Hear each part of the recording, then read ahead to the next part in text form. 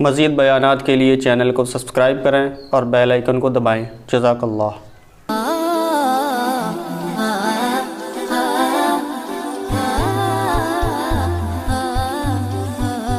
مشرکین مکہ یہ کہا کرتے تھے کہ قیامت آپ کرتے ہیں تو بتا دینا کس تاریخ کو آئے گی۔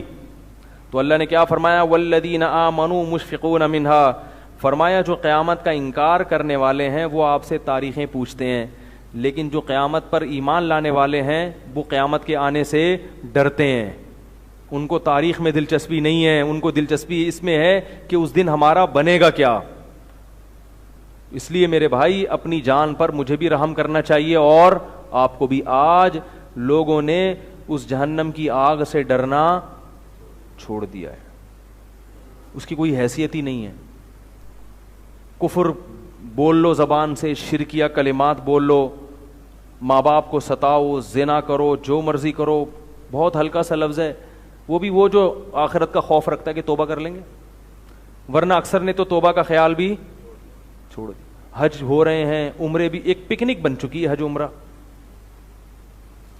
تفریح کا شوق ہوتا ہے، عمرہ کرنے چلے جاتے ہیں۔ اچھی بات ہے، ادھر ادھر گھومنے سے بہتر ہے عمرہ کر کے آ جائیں۔ میں عمرے سے نہیں روک رہا، ایک نیکی کر رہے ہیں وہ بھی نہ رہ جائے کہیں، لیکن یہ تو سوچو کہ اللہ تعالیٰ نے یہ تو کہیں بھی نہیں کہا کہ جو نفلی حج نہیں کرے گا اسے جہنم میں ڈال دوں گا، یہ جو نفلی عمرہ نہیں کرے گا اسے جہنم میں ڈال دوں گا۔ اللہ نے یہ ضرور کہا ہے کہ زنا کرو گے تو کیا ہے؟ آگ ہے۔ شراب پیو گے تو کیا ہے؟ آگ ہے۔ ماں باپ کو ستاؤ گے تو کیا ہے؟ آگ ہے۔ رشتہ داری توڑو گے تو کیا ہے؟ بولو بھائی، آگ ہے۔ کچھ دن پہلے ایک عجیب کیس ہوا، ایک خاتون کا کسی سے تعلق ہوا ناجائز، اپنے شوہر سے ستا کے طلاق لے کے اس بندے سے شادی کی۔ میں چونکہ پورا کیس میرے سامنے تھا، شادی کر کے دونوں میاں بیوی عمرے پہ چلے گئے۔ میں کہا واہ بھائی واہ ہے بھائی، کسی کی بیوی ہے، تعلقات غلط، اور بلا وجہ جو عورت اپنے شوہر سے طلاق لے، بعض روایات میں آتا ہے جنت کی خوشبو بھی نہیں سونگے گی۔ شوہر حقوق ادا کر رہا ہے سب کچھ، لیکن صرف یہ کہ واٹس ایپ پہ کہیں دوستی ہو گئی کسی سے، وہ اپنے شوہر کو ستایا طلاق لی، کہیں شادی کر کے، تو ان کا شوہر یہاں ٹہل لیتے اکیلے نا، ایسے ایسے یوں کر کے گھوم رہے ہیں بالکل اکیلے۔ میں نے کہا خیریت؟ کہہ رہے ہیں وہ چلے گئے۔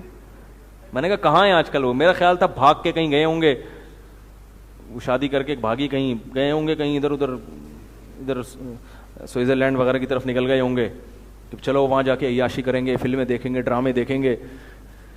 یہاں تو بڑا گھٹن کا ماحول ہے، ٹھیک ہے نا، پاکستان ہے۔ تو پتہ چلا کہاں گئے ہوئے ہیں؟ عمرہ کرنے۔ حج بھی ہو رہا ہے، عمرے بھی ہو رہے ہیں، حرکتیں کیا ہو رہی ہیں۔ تو یہ مسلمان کا کیا چل رہا ہے؟ ان کو یہ احساس ہی نہیں ہے کہ بھائی قیامت میں اس کا جواب دیں۔ مزے تو اڑا لیے دنیا میں، قیامت میں اس کا جواب دینا پڑے گا ہمیں۔ ہاں حقوق ادا نہ کر رہا ہو پھر ایک الگ بات ہے، پھر تو ہم خود مشورہ دیتے ہیں۔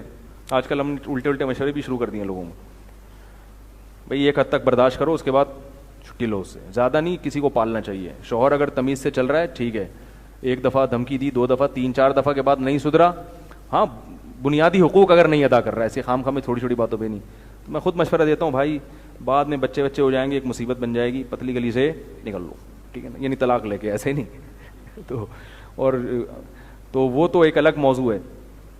لیکن حج بھی گنگا کا کیا اور کعبہ کا اشنان بھی، خوش رہے رحمان تو راضی رہے شیطان بھی۔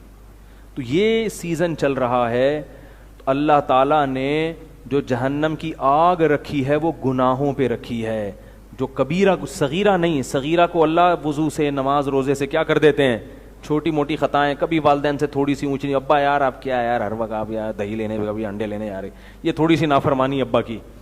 ابا نے بولا جا دہی لے کر آیا، یار ایک تو ابا ہر وقت دہی ٹماٹر میں ہی الجھا کے رکھا ہوا ہے، یہ ایسے کھجاتے ہیں آج کے لڑکے جو ہے نا ابا گھر سے بولتے ہیں نا بیٹا جا تو یہ لے آ، تو تھوڑا سا کھجاتا ہے، نہیں بھی ہو رہی ہوئی خارش تو شروع ہو جائے گی اس کو، اے یار ابا ہے، تو یہ صغیرہ گناہ ہے، کبھی کبھار ہو گیا چلتا ہے۔ یہ نماز پڑھو گے نا عشاء کی تو کیا ہو جائے گا، معاف ہو جائے گا۔ اور ایک ہوتا ہے ابا ابھی مرے ہیں نہیں دنیا میں، ان سے جائیداد مانگ رہے ہیں، ابا پہلے ہی دے دو، ایسا نہ بعد میں کوئی مجھے ملے ہی نہیں۔ ابا کو اتنا غصہ آتا ہے یار میں اس کو تو چاہیے مجھے اپنی جائیدادیں لا کے دے، اور ستاتے ہیں کس کس طرح سے، سب کو پتہ ہی ہے کیا ہو رہا ہے گھروں میں۔ ماؤں کو ستاتے ہیں. اچھا ایک بات خوب یاد رکھو, جیسے ماں کی نافرمانی گناہ کبیرہ ہے, ماں کے لیے بیٹی کو بلا وجہ ستانا بھی گناہ کبیرہ ہے. بعض مائیں بیٹیوں کو بلا وجہ ٹارچر کر کر کے ذہنی مریضہ بنا دیتی ہیں. بہت کم مائیں ہیں ایسی, مگر ہیں. صحیح ہے نا. مارکیٹ میں یاد رکھو چیز شارٹ تو ہوتی ہے, ختم نہیں ہوتی. بہت سے نفسیاتی ڈاکٹروں سے میں نے خود سنا ہے کہ بہت سے کیسز میں لڑکی پاگل ہو چکی ہوتی ہے, اور اس کو پاگل کرنے والی کون ہوتی ہے؟ اس کی سگی ماں. کوئی بوجھ ہو جاتا ہے بلا وجہ اس کو تانے, بلا وجہ کہ اس کو ایک کی طرف توجہ زیادہ, دوسری بیٹی کو کیا کر دیا؟ بالکل لٹکا دیا. اسلام میں اولاد کے درمیان بھی عدل ضروری ہے. تو اسی طرح بعض باپ اپنے بیٹے کو نفسیاتی بنا دیتے ہیں, ہر ایک کے سامنے اس کی برائی کر رہے ہیں, ادھر بھی جا کے میرا بیٹا ایسا, میرا بیٹے کی عزت کا کیا کر دیا؟ جنازہ. ارے بھائی تم اپنے بیٹے کو بتاؤ یا کسی خیر خواہ کو بتاؤ, پوری دنیا میں کیوں بتا رہے ہو کہ میرا بیٹا ایسا, میرا بیٹا ایسا؟